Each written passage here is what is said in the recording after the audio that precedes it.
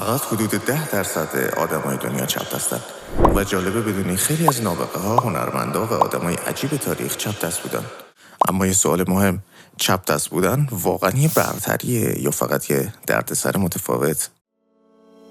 بعضیا فکر میکنن چپ دستا خلاق ترن، بعضیا میگن عصبی ترن، یه دم که معتقدن مغزشون اصلا کاملا فرق داره. ولی حقیقت خیلی پیچیده تر از این حرف است. توی این ویدیو قراره هم ویژگی های مثبت چپ دستا رو بررسی کنیم، هم اون بخشای تاریکی که کمتر کسی دربارش حرف میزنه. و احتمال زیاد اگه خودت چپ دست باشی چند جا حس میکنی که داری زندگی تو میبینی. قبل از شروع تو کامنت بنویس که چپ دست یا راست دست، ببینیم قبیله چپ دست چند نفرن. و اگه به روانشناسی ذهن و تفاوت آدم ها علاقه داری سابسکرایب کن، چون اینجا قراره یه جور دیگه آدم ها رو نگاه کنیم. خلاقیت بیشتر یکی از معروفترین ویژگی چپ دستا خلاقیته. خیلی از موزیسین‌ها، نقاشا، نویسنده‌ها و حتی کارگردان‌های معروف دنیا چپ دست بودن. انگار مغزشون دنیا رو یه جور متفاوتی می‌بینه. مثلا ممکنه یه آدم معمولی به یه خیابون فقط به چشم یه خیابون نگاه کنه، ولی یه چپ دست از همون صحنه یه ایده، یه داستان یا یه تصویر هنری بسازه. تحقیقات نشون داده که خیلی از چپ دستا ارتباط قوی‌تری با تخیل و تصویرسازی دارن. برای همین معمولاً ذهنشون بیشتر درگیر ایده های جدیده. بعضی آدما دنیا رو همون جوری که هست میبینن، ولی بعضیا دنیا رو همون جوری که میتونه باشه تصور میکنن. احساس متفاوت بودن. چپ دست بودن یعنی از همون بچگی بفهمی مثل بقیه نیستی. از قیچی مدرسه گرفته تا دسته پلی استیشن، خیلی چیزای ساده برای تو سخت‌تر طراحی شدن. حتی موقع نوشتن دستت به جوهر میخوره، روی نیمکت اذیت میشی یا بقیه مدام بهت میگن وای چپ دستی. وقتی سالهای نصف تجربه کنین کم کم یه احساس متفاوت بودن تو ذهنت شکل میگیره. بعضی ازش اعتماد به نفس میسازن و بعضیا هم حس میکنن که هیچ وقت کامل شبیه بقیه نیستن. متفاوت بودن اولش عجیبه، ولی گاهی همون چیزیه که تو رو خاص میکنه. واکنش سریع. خیلی از چپ دستا توی ورزش‌های رقابتی خطرناک‌ترن. بوکسورها، تنیس بازها یا فوتبالیست‌های چپ‌ها معمولاً غیر قابل پیش‌بینی‌ترن، چون بیشتر مردم عادت دارن حرکات راست دستا رو بخونن، اما چپ دستا الگوشون رو به هم می‌ریزن. مغز آدمو به چیزی که کمتر دیده کندتر واکنش نشون میده. برای همین بعضی وقتا چپ دستا توی رقابت یه مزیت طبیعی دارن. گاهی برنده شدن فقط قوی بودن نیست، متفاوت بودن هم تأثیر داره. ولی همه چیز چپ دستا هم جذاب و خاص نیست. بعضی از مشکلات چپ دستا واقعا خسته کننده است. بیش احساسی بودن. خیلی از چپ دستا احساسات رو شدیدتر تجربه میکنن. مثال، یه حرفی که بقیه شاید بعد 5 دقیقه فراموش کنن ممکنه روزها تو ذهن تو بچرخه. یه نگاه سرد، یه رفتار عجیبی، بی‌توجهی کوچیک، همه اینا میتونه خیلی عمیق‌تر روی تو تاثیر بذاره. بعضی از چپ دستا ارتباط احساسی قوی‌تری با اتفاقات برقرار میکنن. برای همین هم خوشحالیشون عمیق‌تره، هم ناراحتیشون عمیق‌تره. آدمای حساس بیشتر آسیب میبینن، ولی خب بیشترم حس میکنن دیگه. زود خسته شدن از تکرار. کارهای تکراری برای خیلی از چپ دستا شکنجه است.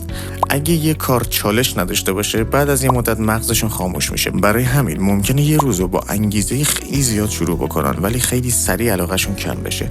ذهنشون مدام دنبال چیز جدیده، دنبال هیجان، تنوع و تحریک ذهنی. برای همین خیلی از چپ دستا کلی پروژه نصف نیمه دارن. نمونهش خودم. بعضی ذهن‌ها برای مسیرهای تکراری ساخته نشدن. فکر کردن متفاوت. چپ دستا خیلی وقتا مسائل رو از زاویه‌ای می‌بینن که بقیه اصلا بهش فکر نمی‌کنن. گاهی یه راه حل میدن که اولش مسخره یا عجیب به نظر میاد، اما بعد می‌بینیم منطقی ترین گزینه بوده. ذهنشون کمتر خطی فکر می‌کنه، بیشتر بین ایده‌ها ارتباط می‌سازه و سویچ می‌کنه.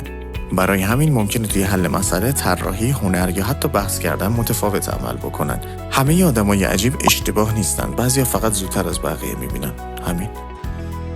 اضطراب اجتماعی. چون سالها حس متفاوت بودن داشتن، بعضی از چپ دستا بیش از حد مراقب رفتار خودشون میشن.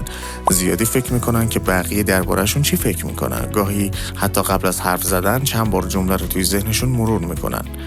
وقتی مدت زیادی حس کنی فرق داری، کم کم نسبت به قضاوت شدن حساس‌تر میشی. برای همین بعضیاشون توی جمع ساکت‌ترن، نه که چون حرفی ندارن، چون زیادی فکر میکنن و بیشتر انرژیشون صرف فکر کردنشون میشه.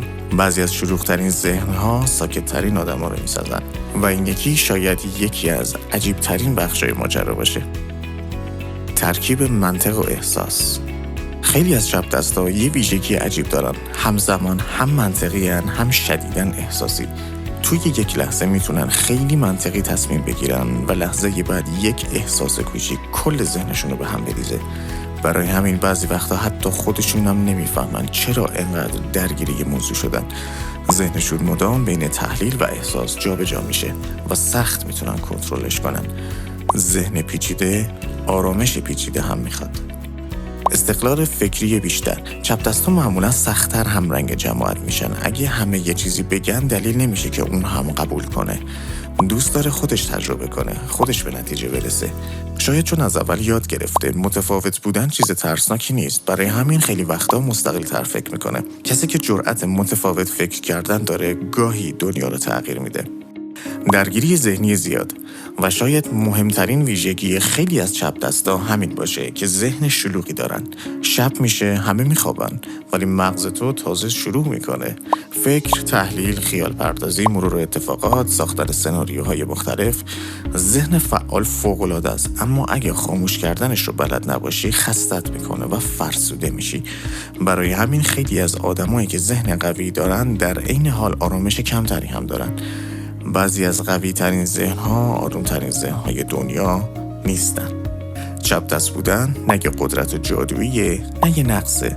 فقط یعنی مغزت ممکنه دنیا رو یه جور متفاوتی ببینه و همین تفاوت میتونه هم بزرگترین هدیه زندگیت باشه هم بزرگترین چالشت.